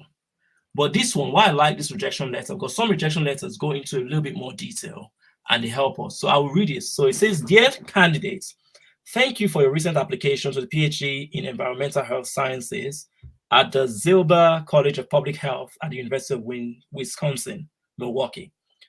The program faculty has reviewed applications, and I regret to inform you that your application was not recommended for admission." This is the key bit here. Admission decisions are based on each student's academic profile. This profile includes your grades, which most of us think about, we think it's only grades. No. The personal statements, for those of you that don't know what personal statement means, it's one of the application documents you write. And your letters of recommendation, which is also another application document. We also consider program fits. Some very good applicants are not admitted if we are unable to provide a faculty mentor, that's the supervisor, whose expertise matches their research interest. Sometimes we have a good faculty applicant match, but the faculty member is not accepting new students that year. So you see, two key things here. So we talked about your grades. We talk about your application documents like a personal statement, letter of recommendation. And there's this nuanced one called program fits. Demonstrating program fits is a skilled process that requires initial research into the program's mission and what we call introspection or reflection of your candidacy and how your candidacy fits with the program's mission. Some programs might say we're looking for future leaders. Have you got leadership experience? That gives you an opportunity to demonstrate program fit. Some might say they are looking for people that would go on to lead government departments and national initiatives and stuff. You need to demonstrate that as part of your vision. That's what you use to demonstrate program fit. So as you see, as I said, the body of knowledge, which is the systems aspect, is very broad. We can't teach all of it in this live session, but it's just to show you the level of effort required to be competitive. And the truth is, those people that are winning scholarships are doing these things. So if they can do it, you can do it. So moving on, the person talked about this rejection letter, also talked about finding a faculty member whose expertise matches your research interest. So it's key that you find a supervisor or faculty member that aligns with your research interests. If you can't find one, there's nothing for you. And also, even if you find one, that supervisor has to have funding. How do you know that supervisor has funding? There's a way to search about that. Systems aspect of the 3 pillars we talked about. So what else do you notice in this letter? Is there anything anyone can say? Do you notice anything else? Okay, I'll help us. Let's just so we can go quickly. The hidden facts. So the rejection letter did not tell you what your complete academic profile is made of. They just gave you little bits. They talked about your grades, personal statement, recommendation letter. Is that everything? Are we sure that's everything? Or are they more? They probably are more. We'll find out. And also, the letter did not even tell you how to improve your profile. Say, okay, yeah, we've rejected you because you're not good enough now, but this is what you need to do. Step 1, eat an apple every day for 2 weeks. Step 2, fast and jump from the top of the building. Yeah, I'm just kidding. But they didn't give you the steps. You have to go figure that out. So what's that telling you? It tells you that it's your job to figure out how to build a competitive application profile, academic profile, or candidacy, as we call it. It's your job. And you're doing your job well for being here. So kudos to you for doing that. So let's talk about your candidacy and your profile. What is your candidacy in your profile? This refers to all aspects of your application that is used to rank you against other applicants for admission and scholarships. There are various aspects, but the admission and scholarship opportunities to study abroad are very competitive. Know that now. It's competitive. If you're slacking, that guy or that girl around the corner is not slacking. She's burning candles. She's burning the candles to make sure she's on top. You understand? So that's why sometimes when, some candidates, even some of them that have paid for our masterclass, they write an SOP, it's full of grammatical errors. They don't even proofread it. Very lazily written. They just copy the template in a lazy manner. I'm like, wow, where do I even start? This is like zero effort. So it's even negative effort. You can't win a scholarship like that if you know, because this process is extremely competitive. It's like, remember the 100-meter race in the Olympics, where the difference between the runners are like fractions of a second. Maybe one is 9.98, like Usain Bolt, one is 10.12, that sort of difference. That's how it's like. It's highly competitive. So if you want to stand a chance of success, you need to be aggressively competitive. And by aggressively competitive, you need to leave no stone unturned. Your documents have to be crisp. Your candidacy has to be solid. That's how it works. So let's move on, let's break down your candidacy. So your candidacy is made up of 2 parts. We have the unchangeables and the changeables. The unchangeables are aspects of your candidacy that you cannot change. Like, for example, all of us, or most, I think all of us here, because we talked about who the webinar is for. The training is for. All of us here, we either have a bachelor's degree, a HND, or a master's. And our results right now is our result. If you had a first class, you had a 2.1 or 2.2, you cannot change that. It is what it is. Your CGPA associated with that result cannot change as well.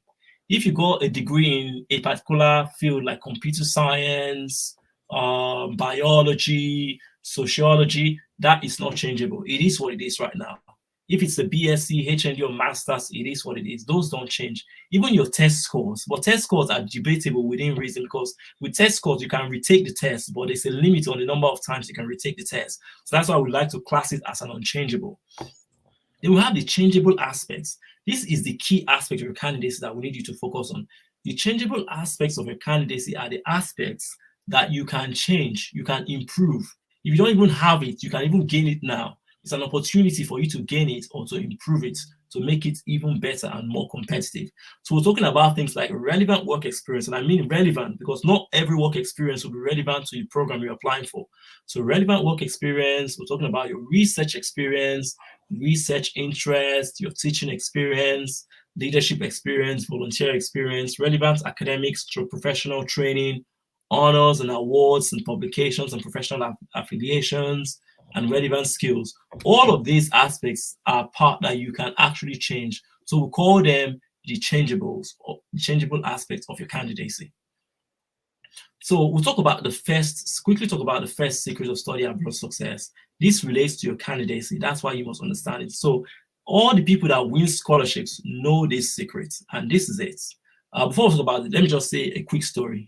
So this is actually Zeno's story, but I'll just say it quickly. So there was times I attended a sales training. That was quite a while ago, and so there was something the trainer said that she shared with me, and something that's vibed with us for a long time, and also made sense, with the way a lot of study abroad success stories happen. So what he said was every product has weaknesses. There are great products out there, that sell very well, and then there are not so great products that do not sell very well. The difference between a successful product and a not so successful product is the fact that all successful products are great. And secondly, the customer is made to see that they are great, those products are great. So it's two things. The product has to be good on its own, and then the product has to communicate to the customer that yes, I'm a good product, buy me. So what does this mean for a candidacy? First secret revealed. We'll go back to that. So the secret is this: admission and scholarship opportunities are competitive, and only applicants with competitive profiles are able to secure admission and scholarship to study abroad. To become a competitive applicant, you must focus on, improve, and communicate the changeable aspects of your candidacy and use it to compensate for any weaknesses in the unchangeable aspects of your candidacy, such as a weak CGPA. So I'll go back a bit now. So what we're saying is focus on this, build this to compensate for this, if you have any. So that's why someone that has a 2-2 that is thinking that, yes, I can't secure scholarship is because they don't have the knowledge. That person might have stellar work experience. They might have some research experience, and they might have teaching experience, or even the opportunity to gain. They might not even have it now, but there's that opportunity to gain all of these experiences that if they gain them, they can then use it to compensate for the weakness in their academic performance. That's how it works. That's what we call the first secret of study abroad success, which is AKA application packages. Some of you might have heard us talk about application packaging. What does it really mean? Essentially, this is it in black and white. Black, blue, and green. No black and white. Yeah. So it is like that. You have to understand your candidacy is made up of changeable and the unchangeables. You have to develop and build the changeables and use them to compensate for the unchangeables. That's how you put together a solid application profile. So here's the product analogy again. Your candidacy is like a product. You have to build it and sell it. How do you do that? You make it great by building it, and then you communicate the greatness in your application documents. So here are some important questions to consider. How can you build your profile to make you a great product?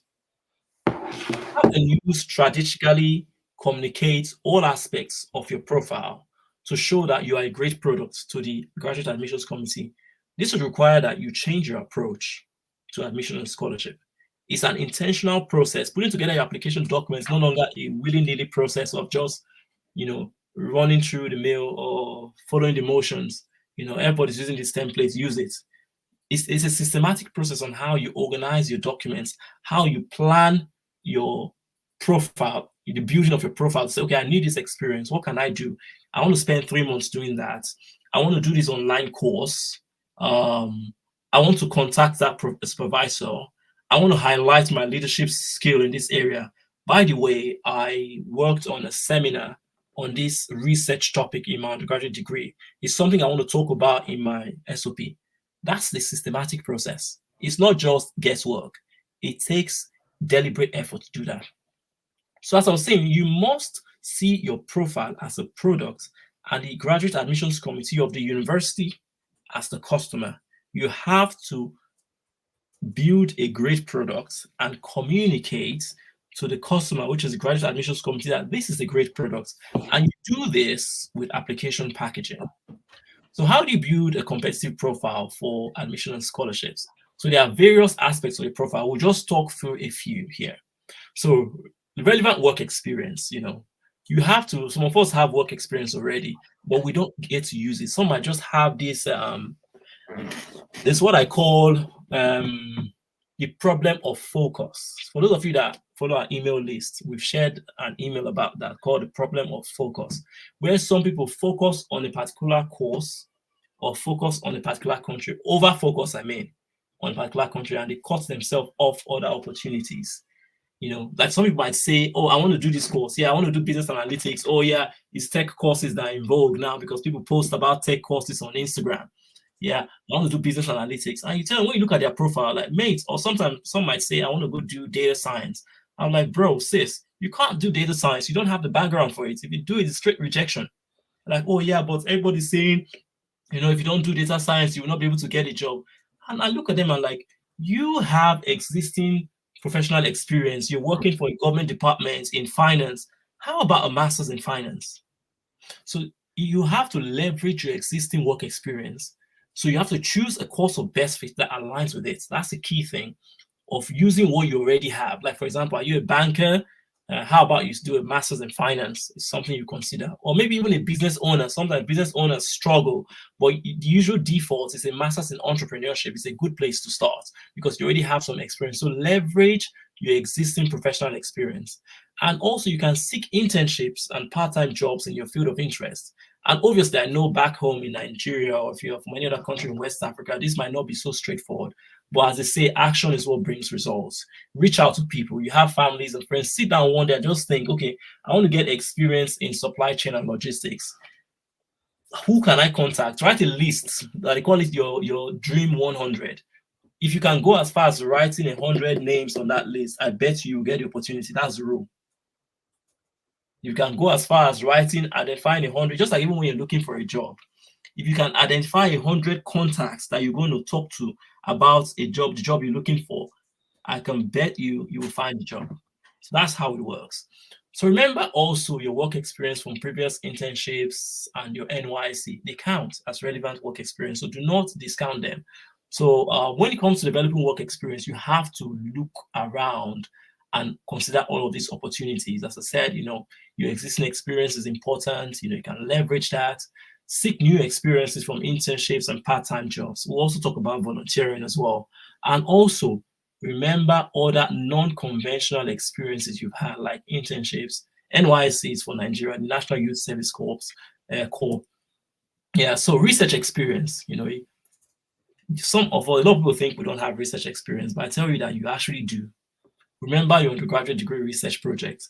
I don't know, a lot of people tend to shy away from that. Obviously, you were not a research black belt at that point, but graduate admissions committees understand that yes, at that point, that was your first introduction to research. It wasn't so great, but it was a useful experience. They will count it for you. Did you do seminars as well? Did you do research-based assignments and also laboratory practice? I remember I went to Uniben, we did engineering laboratory practice. You did quite a bit of research when you're doing those labs. You have to go read up on some material, do the experiment, write your report, discuss the results. That's research experience. A lot of people tend to discount that, but it is definitely research experience. So make sure you count that. And also, explore research internships in local universities, government departments, or private institutions. All you need to do is identify them, contact them. The opportunity is there for you. You can also initiate your own research, your own research project, or you can collaborate with peers on a research topic of interest. I get to see this quite a bit. Not a lot. I think during lockdown, people were coming together and writing papers. Yeah, it's no longer very popular again, but that's an opportunity. You can do one yourself or work with a team of people and write a paper. It's good experience that would count for you when it comes to your profile or your candidacy. And also, it's very important, do an online course on research fundamentals. If you go on Coursera and EDX, you will find such courses. Just go to EDX or Coursera, type research fundamentals. You find a course that will teach you about research, how it's done, the qualitative and quantitative methodology and stuff like that. Research interest. Some might say, oh yeah, Coach Sam, I don't have a research interest. Where do I start? Your undergraduate degree project is a good place to start when it comes to research. You might consider extending or advancing that work, that field of study. Like in my case, I remember for my master's degree, I did something on nonlinear optimization because I studied industrial controls. And if I want to go for a PhD, that's always a good place to start. Let me see what has been happening in nonlinear optimization since I left in 2010. It's a good place to start. You might find a topic. You might also look at topics or courses that you found interesting in your previous study or work. not just from your studies, also in work as well. People find inspiration on research interests from their work. Research what professors are doing in your field. There are a lot of professors that do stuff. Just say professor in microbiology, Canada, you'll find them. Go and look at their papers and see what they're doing. And also engage online communities and forums. Because a lot of people talk about research work, the likes of Reddit and Twitter, you find such information. That's how you get your research interest sorted. Teaching experience. Some of us have teaching experience, but we don't even know. Have you tutored your peers or young students in a subject related to your field? You considered teaching undergraduate students about your profession. That's one way to gain teaching experience. Like, I remember when I started working in the oil and gas industry, I was involved in some STEM projects where we went to the university to talk about what it's like to work in the oil and gas industry. I count that as teaching experience. You might have something similar. Even if you don't have, set something up. You can also apply for teaching assistant positions. Obviously, these will be volunteer positions, in your local university. Go to your local university and just teach the industrial application of your field. Maybe 4 Saturdays every year. Well, not every year, because you probably won't live in a year. 4 Saturdays, maybe for a month. That's good teaching experience. If the opportunity is not there, as they say, create it. You can offer free workshops or online tutorials on the topic of your expertise. YouTube is free. Set up a YouTube channel. Do some Facebook Live. Talk about a topic you're passionate about. That's teaching experience. You can also create educational content, as I said, in the likes of YouTube. And don't forget, if you organize tutorials at university, trainings you deliver at work as well, count those as teaching experience. Leadership experience, have you ever held a leadership position in a student organization, a club, even in a religious organization or society? That counts as leadership experience. And also, you can organize events like charity fundraisers, awareness campaigns, or even serving committees. That would also count as leadership experience. If there's no opportunity, you can create one yourself. Initiate community projects or a grassroots initiative to address a relevant issue in your community. You can do that. Like in my case, I organized STEM Think when I was doing my NYC. I used to go to secondary schools around the K2 or Jota area to talk about STEM courses, to encourage secondary school students to consider STEM courses for university and a career in STEM. And also, Dr. Zeno organized child safety initiative, during her work camp here in Nigeria. And also, you can start a mentorship program for young students and young professionals in your industry. These are examples of ways you can demonstrate leadership. Essentially, leadership means taking the initiative to do something in an area and convincing or influencing people to adopt it. That's essentially what leadership is.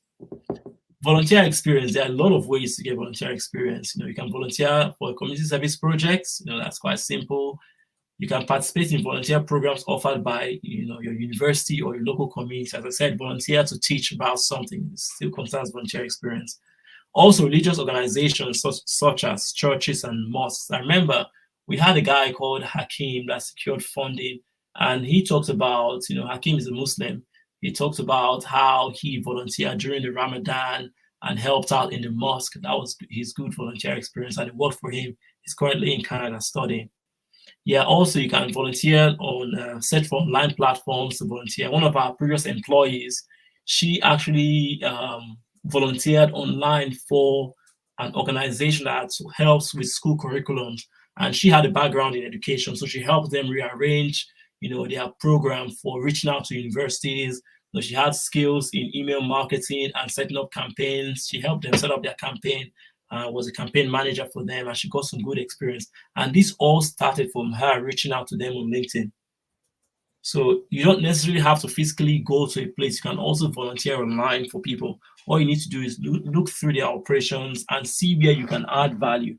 That's how it works. Then also be proactive. As I said, reach out, find these opportunities. They won't just fall on your laps. And be happy to set up your own initiatives if you can't find anything. Remember, I talked about STEM Think and how, the child safety initiative that Zeno did. Yeah. Then lastly, we'll talk about relevant academic and professional training. This is very straightforward. You might have attended trainings, workshops, seminars as part of your work, conferences and stuff. If you haven't, find opportunities like these to attend. And also pursue certification or short courses likes of EDX and Coursera to advance your skills. Say you want to go for a master's in renewable energy technology, go on Coursera or EDX and do a course on that area on renewable energy technology, so you understand the state of the art. And that would help you, apart from the fact that you put it on your CV, your academic CV, it would help you, in case you get an interview, you'll be able to communicate much better. Say you can speak to the potential supervisor. Oh yeah, I've done this course, understand the current state of affairs of renewable energy industry in the UK or in Canada. These are the problems they are facing. This is the reason why I'm interested in this research area, something like that. That would only come when you have done some background work, like doing a training course. Yeah, so if you've completed training at work as well, it's also, and if it's relevant, also include it. So yeah, so that's how it works for the aspects of your profile. We're just giving you a few tips on how you can build your profile. And now I'll just quickly talk about how you can communicate that effective profile. This is the systems aspect to it that is very important I share. There are 3 ways you do that. There's complementation, there's supplementation, and there's reinforcement. This actually takes time to go into detail, but now we'll just quickly talk through them. So essentially, what does complementation mean? Here, one aspect of your application document resounds another aspect of your profile. A typical example is your referee in your reference letter can highlight your leadership skill on a particular project. And that same leadership skill, you've talked about it in your academic CV. So your academic CV might just say leader of the STEM Think project, visited 150 schools, and encouraged secondary school students to take up STEM courses for universities, organized tutorials in the sciences prior to their WIEC examination and stuff like that. In my reference letter, maybe I got a reference letter from maybe during my NYC, I worked in the school. The principal might talk about, Shegun has been quite outstanding in terms of his dedication to support the younger generation, develop a keen interest in STEM. In fact, he led an initiative where he covered over 150 schools and talked about encouraged STEM intake and stuff like that. I believe that Shegun has excellent leadership skills and provide good value for the Masters in Education at the University of Alberta, and would be in a position to leverage his experience to improve or enrich the academic discourse amongst his peers and professors. So you see, the referee is going further to resound Shegun's leadership skill here. That's what we call complementation. And it's a very good way to beef up your profile, because when the graduate admissions committee sees something like that, like, wow, this guy is someone we know, this guy is someone that's desirable, we need him on our program. Supplementation, here, we're using one aspect of our application document to explain a weakness or to support a weakness in another aspect of our profile. Typical example, you have maybe a low CGPA. Talking about why you made a low CGPA in your personal statement is a classic example. You can talk about maybe you had to fund yourself through school, you're working 40 hours while studying as well, or maybe you had to care for a loved one during the period you were studying, maybe in your 3rd year, and that made your grades go down. But after that, you were able to recover in your 4th year, and that demonstrates your academic ability to excel in an academic environment, given the right support. That's what we call supplementation. Weak parts, strong document. Weak profile, strong document. That's how it works. Then reinforcement is like the next level of from supplementation. In reinforcement, you're using one aspect of your application document to reinforce a weaker aspect of your profile. A classical example is GMAT. Do GMAT tests, you do very well in GMAT, that would definitely compensate for weak grades. It's a very classical example. So if you have a 2-2, one thing you might consider doing is GMAT. There are other ways of reinforcement as well, but yeah, we don't have enough time to talk through all of that. So Zeno, I'll just hand over to you to continue from this point. Wow, so we have talked a lot today. Have you learned something? Let me see. Tell us in the comments, did you learn something new today? Did you learn something new today? You've seen that the The process to secure admissions and scholarship, you have seen that it is simple, but it's not easy. Yeah. So it doesn't fall on anybody's lap. So if you want to succeed, you have to be ready to pick up yourself and do the work, but you can do it. It is not rocket science. It is not something that you cannot do. You have everything that it takes to do the work. If you already have a bachelor's degree, HND, or a master's degree, you already have an opportunity. You have something to leverage to get into your next steps. So now we've covered a lot, we've covered everything, but like you guys know, we don't even have enough time to talk about these things, like to go into details very well, to present everything that you need to do. So do we have extra slides here? I Yes, don't we know, do. some of you may have heard me talking about I've been talking about some things, right? So right now, with what you have learned so far, you have options, right? You can go and continue living life like this training never happened, or yeah, and that's okay, you know. Or you can if you're feeling a step closer to your relocation dream, like now you feel like, yeah, it's achievable, I can attain it, like you can actually secure study abroad, you can actually secure admissions and scholarships to relocate abroad. I know, like, from all of what you guys have said here, I can see the comments powerful. Yeah, I did take so much work and commitment. I see that people are happy and excited to have joined this live session. Okay, somebody says, but I know now that it's really hard. It takes commitment. This is why you see some people, they just tell you that it's a scam. People don't, there are no scholarships abroad. It's because it is easier for them to hide under that than to take action. So they are taking the easy way out for them. Okay, please go to the next slide.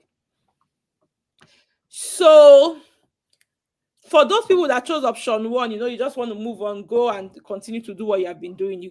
Thanks for your time. You can as well like take an exit now. You know, you've done well, you've learned a lot, you know, you can leave. Or for the people that have chosen option two, please go to the next slide. For people that have chosen option two, we have a special offer for you. Some of you may have been hearing me talking about like this.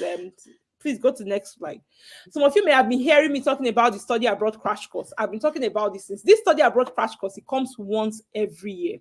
And the reason why it's strategic at this time, when we do it once every year, the reason why we do it at this time every year is to prepare you for application season. Application season was open in September.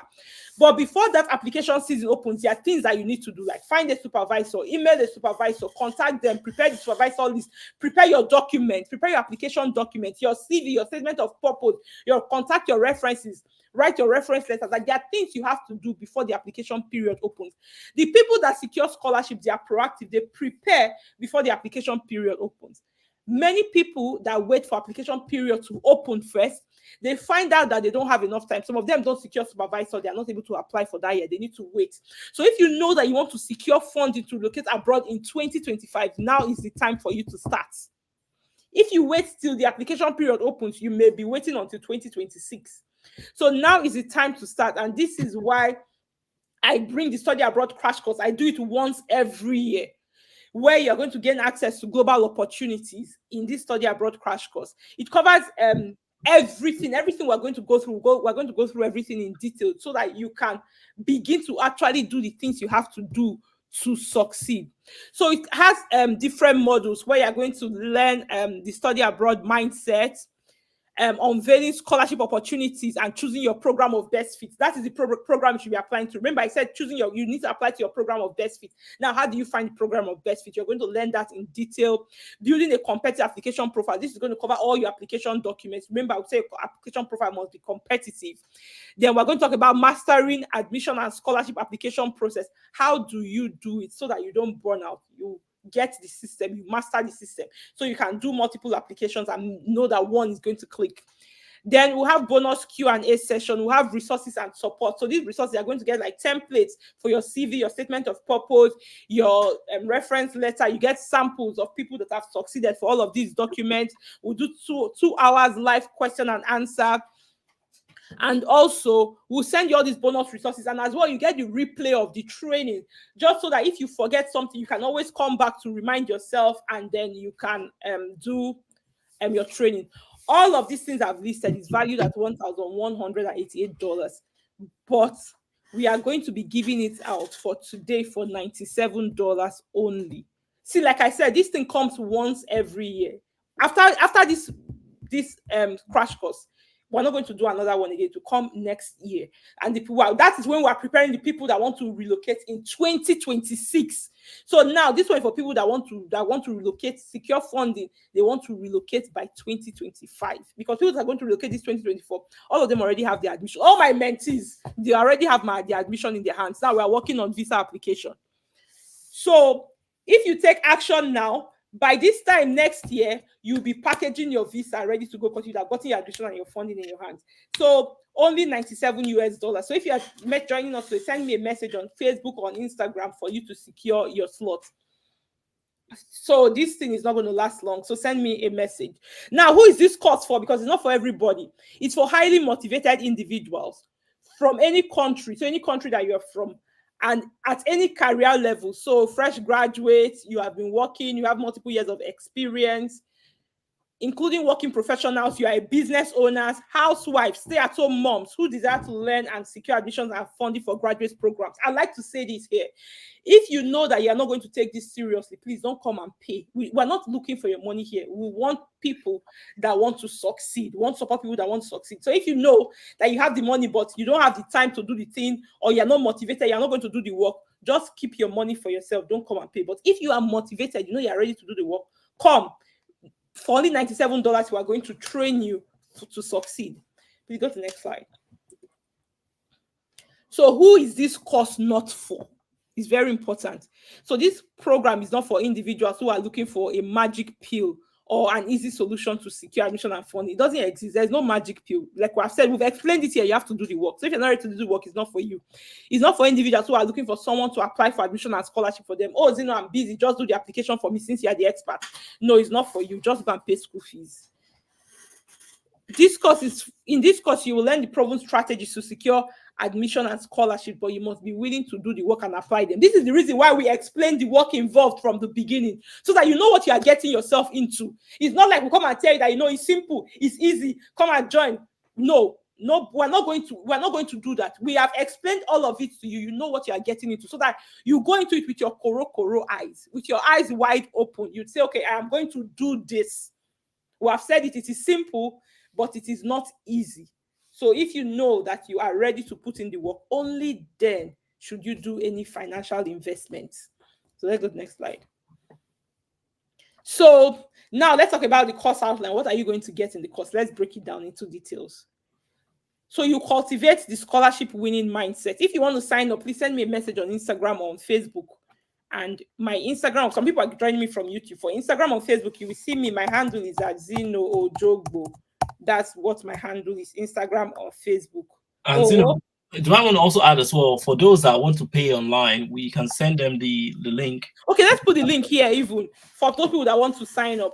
Yeah, I can't put the link now because I'm sharing my screen, so you might have to do that. Can you email it to me? Okay, let me just send it quickly to you. Okay, so now let's explain what you are going to learn. You're going to cultivate scholarship winners mindset. So let's explain it so you understand. So do you feel stuck when thinking about scholarship? Some people, they are stuck. The only reason they are stuck and they are procrastinating is because they don't know how to do it. That's the root of procrastination.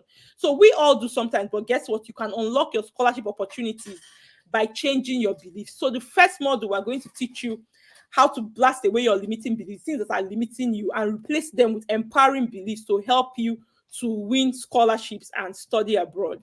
So go to the next slide, please. So in the second module, you're going to understand how to build competitive profile for study abroad success. So have you ever wondered why some people win scholarships and some people don't?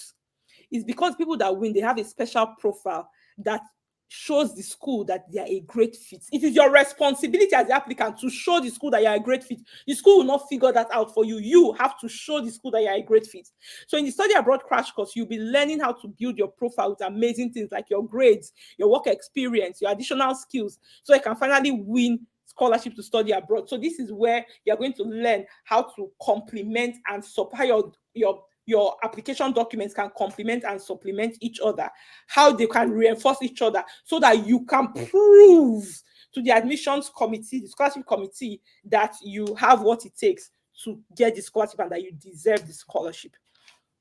Okay, next Okay. slide, So, please. yeah, so then I've emailed it to you. You Okay, check and tell me. so and for the third one, you are going to learn how to choose a program of best fits for studying abroad.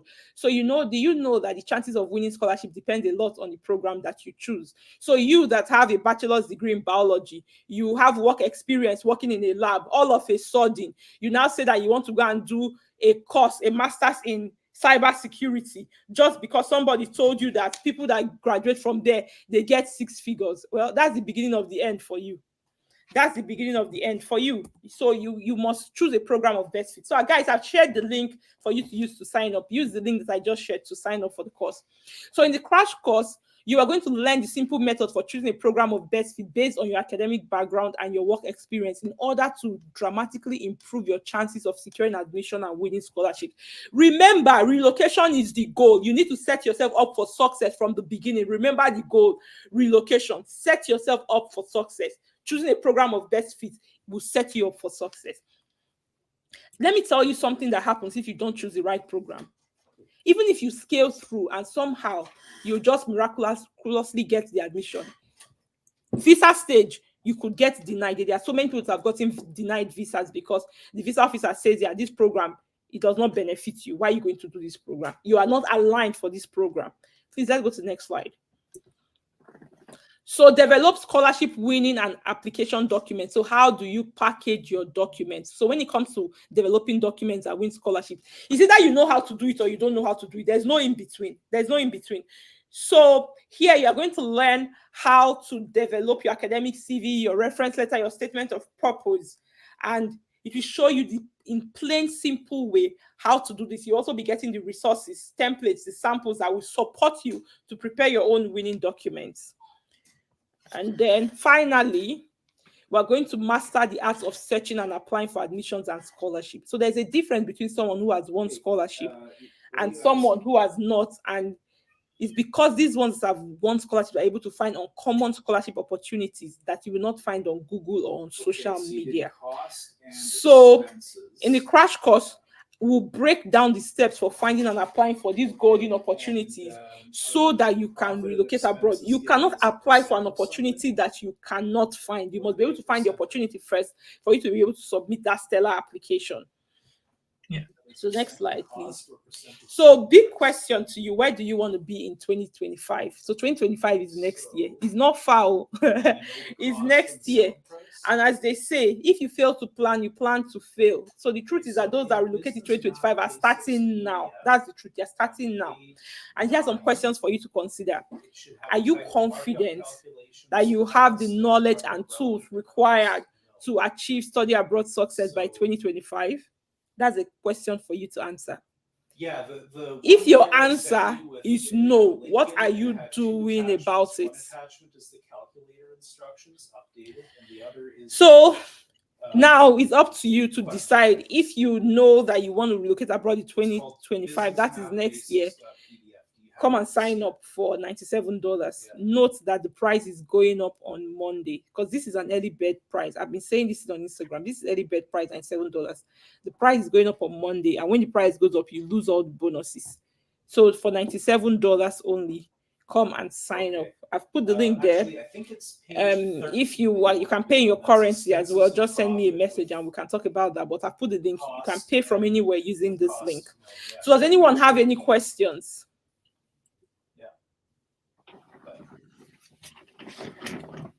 Let's jump to the Q&A. Yeah. So does anyone have any questions? Let's take your questions. So we've been talking since now. It's time to hear from you. Do you have any questions? Put them in the comments. Questions related to relocation, to study abroad, put them in the comments. What is the Naira equivalent? Okay, I'll put it in chat. The Naira equivalent is 119,601.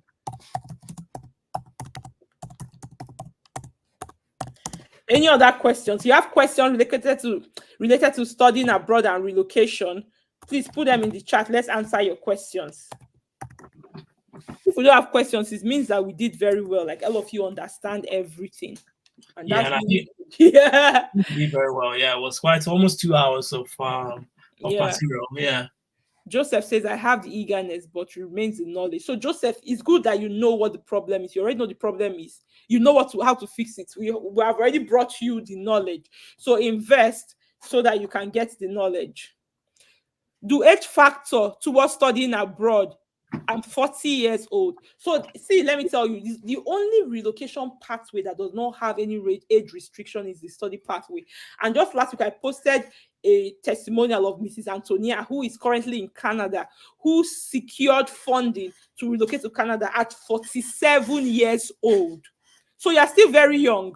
The other lady that secured $91,000 for PhD, she's 40 years old. I'm going to post her testimonial tomorrow. She's 40 years old. So your age is not the program. What of the time of the session? If you're working, will you be flexible? So this the crash course is on May 18th. It's a live crash course, just like we are here. It's going to be live, so we can engage with you, ask you questions, provide you with the support, answer your unique questions.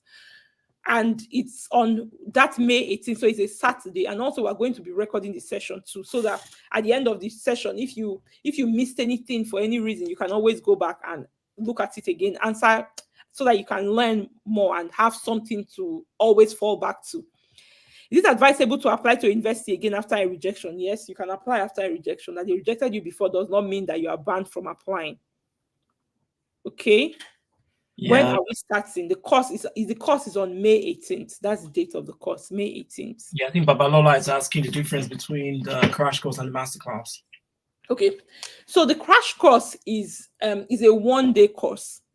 One day we come, we teach you everything that you need to know for you to go and do your application. You go do your application, we give you the resources that you need as well. You do your application.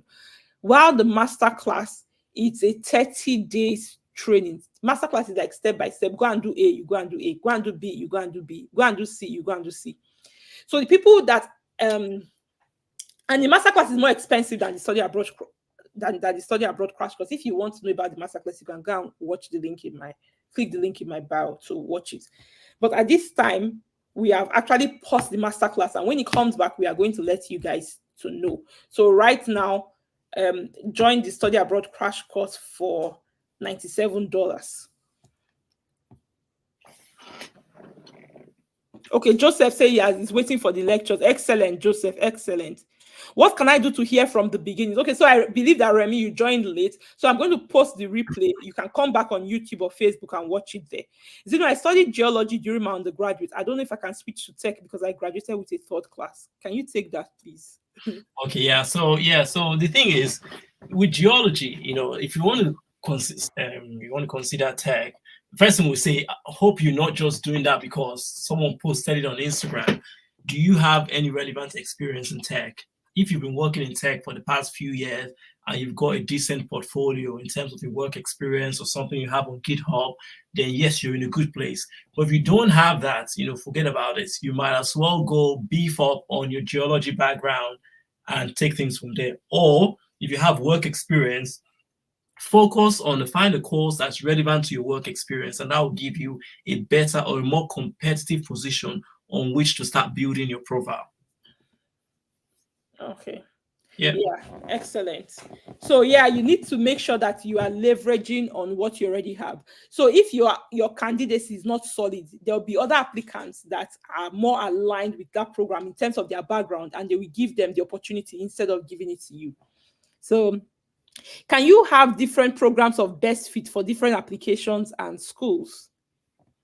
The answer is yes. When we teach you choosing a program of best fit, you will actually learn that you should choose multiple programs of best fit. It helps you to spread out your applications. Yeah, so we'll have a systematic methodology where we'll have a course of best fit calculator that will tell you there are two ways. You can look at a particular course, then use the course of best fit calculator to see if the score is high, then it's a good course of best fit for you. Or we'll teach you another method where you can just go through your transcripts, and through your transcript, you can pick out courses of best fit.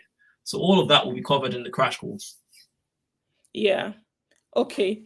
So somebody's asking, some people say I'm excited about the class. I can't wait to get knowledge. So some of them here have actually registered. So the study abroad crash course is $97. I've posted the link to sign up. Let me post it again here. Use the link that I just shared to sign up. Is it possible to learn everything in one day? Like we said, the processes are simple. we said this before. Yeah. The process is simple. You don't need 1 million years to learn it. The effort is actually in the application. Yes. Yeah, What you so need is, it's not, the effort is not in the getting the knowledge. It is in the application. You have to apply the knowledge. That's yeah. where you put in the work. Okay. So let's see. Someone said I learned a lot, especially candidacy profiling. Excellent. So can I get scholarships even when I have a few ideas on your program due to the fact that it's long you graduated? Of course, it's possible. Yeah. We will learn about this in the class, how to, in the crash course. For those of you that have graduated for a while, what can you do to make your profile desirable? So that's something that you would learn. Do you have the cost? Let me see. Can somebody with third class join? I think I've answered that question already for Justina. Geology, trying to explore tech. Yeah. Yeah. Cost. Okay. As a percent of cost. So let's see. I did public health. Can I change to nursing? I want to understand, why do you guys always do this nursing thing? I see a lot of people nursing. You want to go back to do undergraduate. I don't understand. Why do you guys do this? Because I get this question a lot, and I get so confused. Like, why?